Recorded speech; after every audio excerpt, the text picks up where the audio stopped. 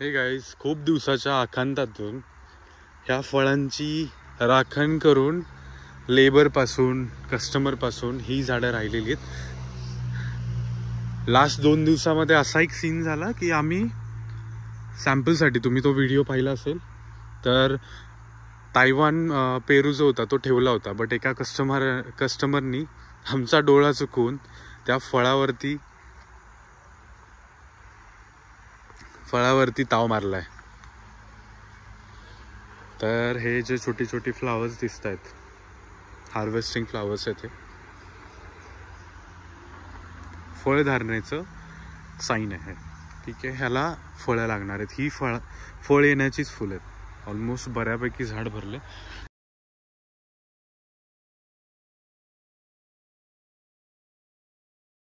ह्या झाडाला लावून 2 ते 2.5 वर्ष झालेत आणि खूप सारी फळं आलीत. बट ही आम्ही आत्ता मोठी होण्यासाठी काही फळं तोडलेली आहेत आणि काही पक्ष्यांच्या मुखात गेलेली आहेत. तर हे बघा, हे तयार झालेलं आहे स्टार फ्रूट. हा पण ऑलमोस्ट तयार झाला आहे, रेडी टू ईट. तर ह्यातले काही फ्रूट्स आपण घेऊन जाणार आहे घरी. जसं की हा.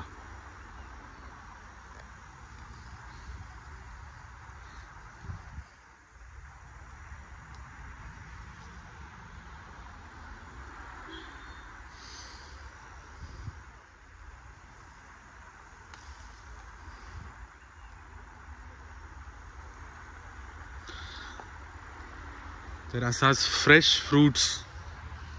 फळं खाण्याचा एक्सपिरियन्स जर तुम्हाला करायचा असेल, अनुभव घ्यायचा असेल, तर हे झाड तुम्ही अवश्य लावू शकता. मोठ्या कुंडीमध्ये, टेरेसवरती जागा कमी असेल तुम्हाला तर ह्याची शेतीसुद्धा होते खूप मोठ्या प्रमाणात.